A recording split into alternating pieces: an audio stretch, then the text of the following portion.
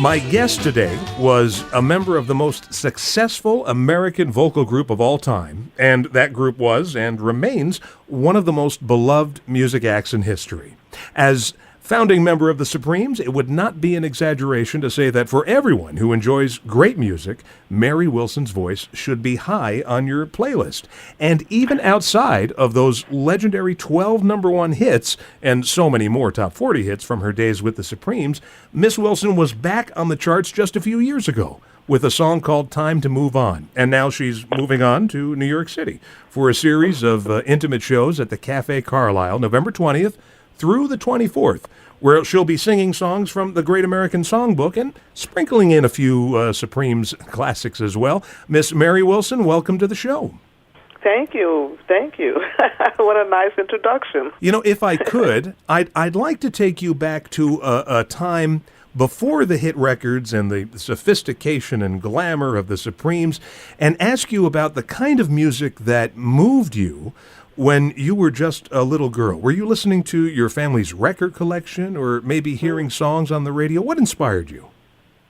Well, you know what? My dad actually had a great record collection, and they were all, 78s, I think, back in those days when I was young, in the 50s and all. And, I listened to his recordings, and it's amazing because I remember one of them was by, is it Bill Williams? Joe Williams. Oh, good. And it was like, well, all right, okay, you win. Da-dum-da-da-da. And I remember, I don't know if I was 8 or 9 or 10, something like that. And I woke up one night and I thought I had written that song. But it seemed like, I think what happened was my dad, was playing all of his records, and I just heard it over and over and over again, and I just thought I had created it. I told Mr. Williams that years later when I finally met him. He just died laughing. So that shows you, that I think my dad was the one who gave me that sort of musical ear. Let's put it that way. That's fantastic, and it's so good that you got to meet him all those years later. I know, I sure did, and he was just a cool guy, too, so it was great, yes.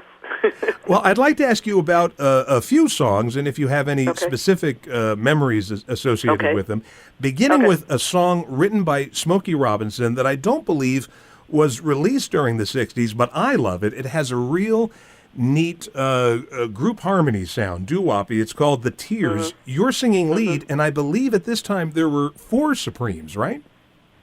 Well, in the very beginning, we started out as the Primettes, Primettes. And there were 4 of us, yes.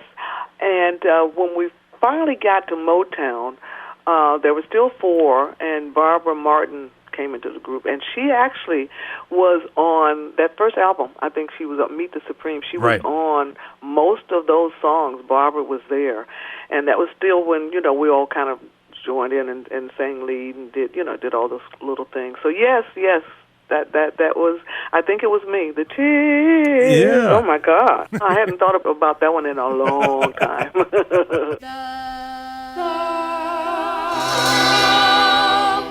Jumping ahead some years later, and sometimes I get made fun of because I've said it on the air, it's my favorite Supremes record, and people say, oh, but it's kind of crazy and everything. But it's The Happening from 1967.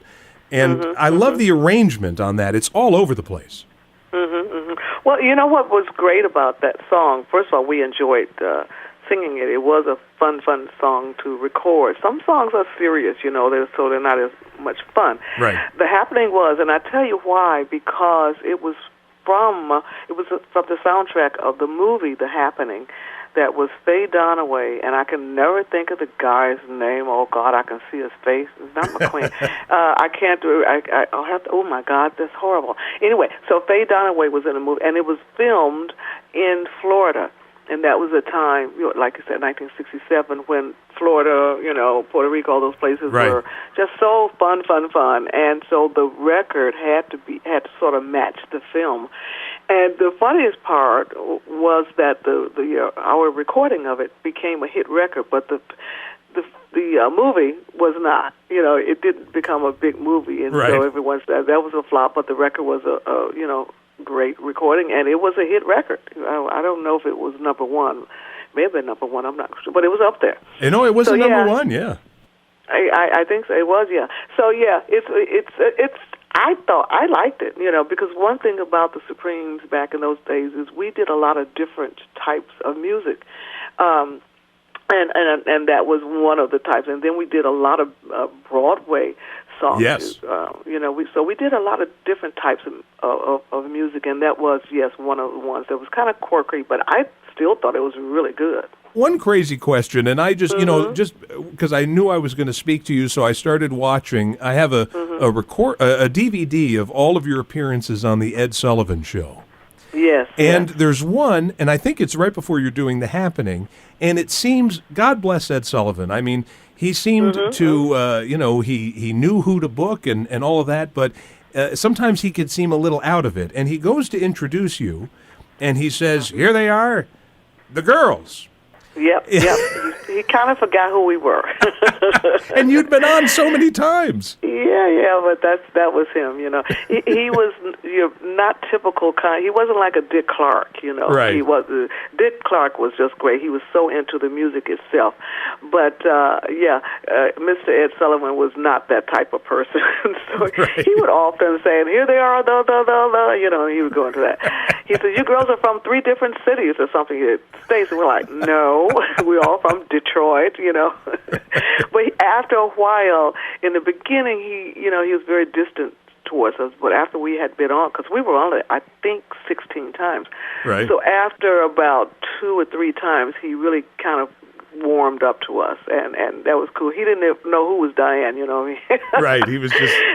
he didn't know which one was what, who. So it was always funny to see how he eventually actually did grow to really like us, and was very happy that we were there. So that was nice to see it happen after about 8 times. Right.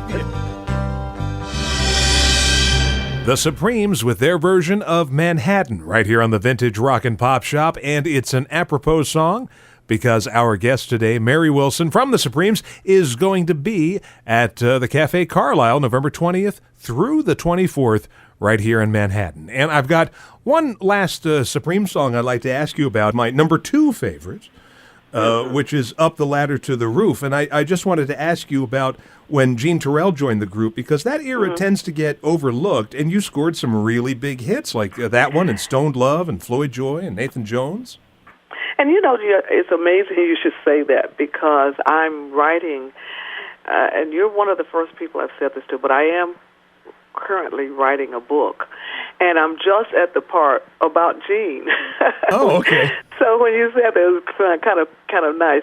But yes, the music at the time that we recorded with Frank Wilson was a person who was producing us at the time, and Up the Ladder to the Roof was one of my favorites because he brought such a wonderful new direction to us, because prior to that, our other hit records have been done by Holland Dozier Holland. So Frank really brought us into that era, that new era of the 70s, with some wonderful, my favorite was Stoned Love. So you say yours is Up the Ladder to the Roof. All of them were really wonderful that Frank produced. So, yeah, and what I think the part of it, and what I'm kind of writing about right now, is that Motown had kind of moved to, they were moving to Los Angeles, the West Coast, and so a lot of the attention was not as strong as it was originally, and so a lot of records were not really played on the air as much. And that's a whole nother story. So you have to read my book. My book, okay. Dream Girl, My Life is a Supreme. I kind of really go into it there about what was going on. Right. Yeah, the music that with Jean, Cindy, and I did in those days was just great, just wonderful.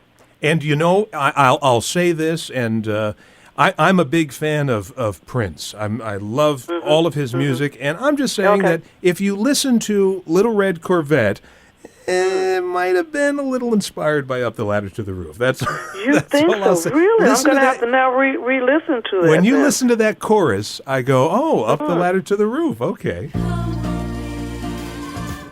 as you talked about earlier, the Supremes handled every genre of music. I mean, you did Broadway, you did Disney songs. I mean, you name it. Yes, we did. So, in fact, that's kind of what I'm doing in New York when I come to the Carlyle. Yeah. Is I was inspired by what we did as the Supremes. We did some Irving Berlin albums.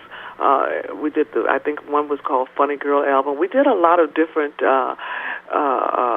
especially a lot of harmony type things, because we really were good at harmonies, but people didn't know that. They only knew more about us as, the hit records. But we really were into the American Songbook type songs. So back then is when I actually started singing the type of songs I'll be doing there at the Carlyle.